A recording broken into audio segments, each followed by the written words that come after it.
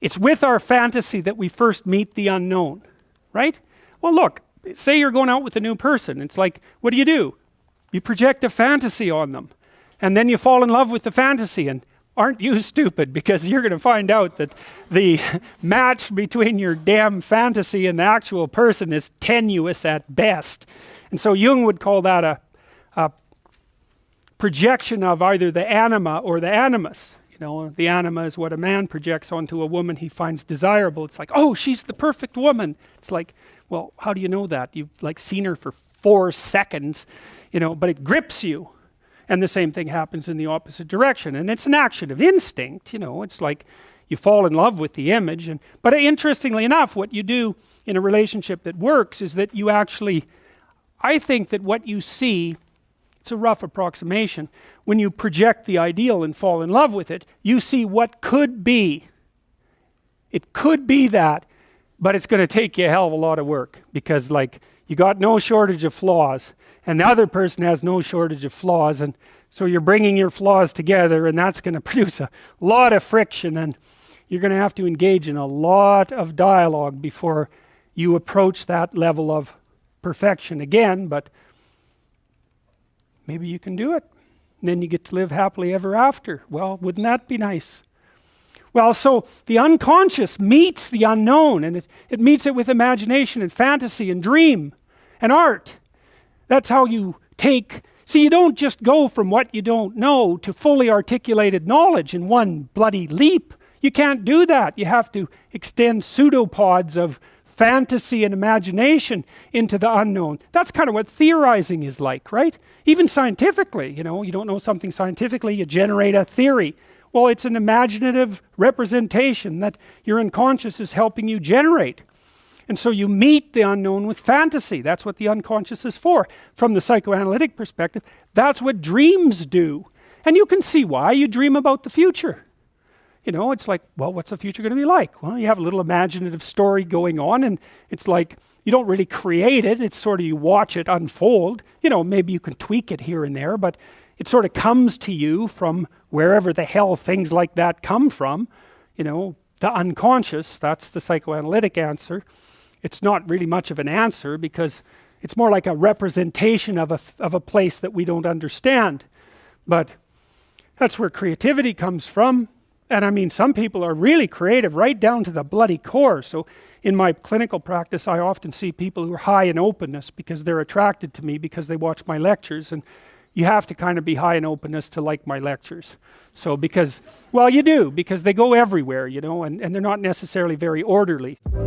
You know, it's interesting, we've become so comfortable with the illusion of privacy online. Many people think using incognito mode keeps their browsing private, but here's the reality. Your internet service provider, mobile carrier, and even your network administrator can still see every website you visit. That's why I use ExpressVPN. Think of it as creating a secure tunnel for your online activity. What impresses me most about ExpressVPN is how they've managed to combine sophisticated security with remarkable simplicity. One click and you're protected across all your devices, your phones, your laptops, tablets, everything. That's why they're consistently rated #1 by tech experts at CNET and The Verge. Right now, you can take advantage of ExpressVPN's Black Friday/Cyber Monday offer to get the absolute best VPN deal you'll find all year. Use the link expressvpn.com/Jordan to get an extra 4 months with the 12-month plan, or 6 extra months with the 24-month plan, totally free. That's expressvpn.com/Jordan to get an extra 4 months or even 6 months of ExpressVPN for free. So anyways, lots of my clients are really high in openness, and they're funny people often, especially if they're smart, because sometimes they have the most nihilistic intelligence you can imagine. It's just self-critical and nihilistic and brutally brutal, man, and smart. And so they just criticize themselves out of existence. And so often I have to just try to get them to quit listening to their chattering self-critical rationality and go out and create something, you know, with their massive creativity. And as long as they're doing that, they're engaged in the world and happy as hell. But as soon as that self-critical rationality comes in and shuts down the creativity, they're just like walking corpses, you know. And it's because if you're really open, like you're a tree, and it has some trunks, and you know, your most prominent trait is the most lively trunk. And if you're a creative person and you're not engaging in a creative enterprise, you're like a tree that that has had its vitality amputated. And so this is not trivial. This is deeply, deeply, deeply rooted in your biology. And those are people often who have like dream lives you just can't believe. I have one client, he has like 4 spectacular dreams a week, and most of the time we just spend discussing them. I mean, God. And I had another client who could be lucid in her dreams, which is more common among women. She could ask the damn characters what they represented, and they would tell her. It was like, okay, that was pretty weird. And like a lot of the things they told her were really helpful, and they were not things that she wanted to hear. She basically, one of them told her if she was going to live, she'd have to go visit a slaughterhouse. And the reason for that was because she was raised as a little princess and protected from horrible Mother Nature until she hit puberty, in which time she turned into an evil villain, because that's how the family worked. Perfect child, evil teenager, overnight. And then, well, that was hard on her, and she wasn't prepared because she thought the world was princess world, and, you know, she couldn't go through a butcher store without having a fit. And no wonder, you know, like, really, Jesus, you know, it's no wonder, but you do it. But she couldn't, so we used to go to butcher stores, and that would make her cry, and that she was a vegetarian, that would make her cry, and, you know, bemoan the cruelty of the world. And it's like, yeah, fair enough, man, those are bloody slabs of meat. It's like, I don't know why everyone isn't screaming when they walk through the butcher store, but you got to get used to it, man, because you can't live in the world otherwise. And so the dream character, who was a gypsy, told her that she had to go visit a slaughterhouse, which seemed rather impractical. And so I asked her if she could think of anything else to do, and she thought, well, why don't we go visit a funeral home and watch an embalming? And I thought, oh, good. That sounds like a fun way to spend a day. And so I phoned up a funeral parlor, and I said I had a client who was terrified of death. Yeah, and I was a therapist who was also a little shaky on the concept myself.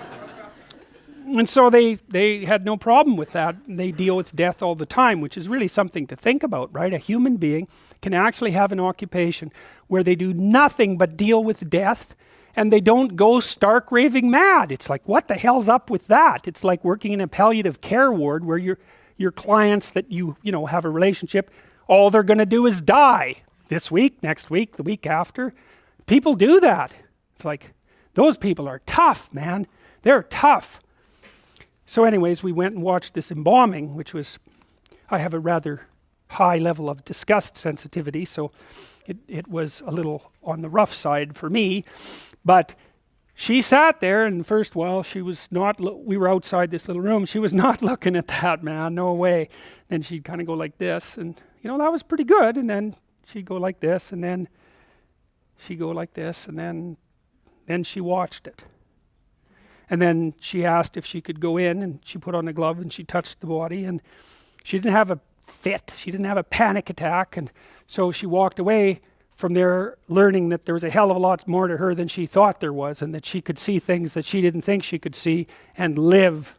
And after that, she sort of had a touchstone. It's like, well, I'm kind of afraid of this. Well, is it as bad as going to see the embalming? No, it's not that bad. Well, I guess I can do it. It's like an initiation, right? She had an initiation. And so did I, you know. And I learned a lot from doing that. I learned that one of the things you need to do if you're going to be a human being is to prepare yourself to be useful in the face of death. And so when you have a parent that dies, which, you know, shatters people's ideas, often they can't even think about it. If you can't even think about that, man, you've got some thinking to do. Because you need to be able to at least think about that, because otherwise you're just going to be a wasteland when it happens. And you never know, you could even have a higher ambition. Maybe you could even be useful when it happens, instead of being part of the heap of destroyed people who also have to be taken care of. You know, and that's brutal.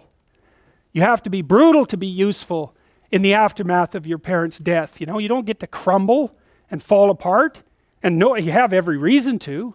So you got to be kind of some tough monster to manage that. But do you want to be useful in the face of tragedy, or do you want to be pathetic?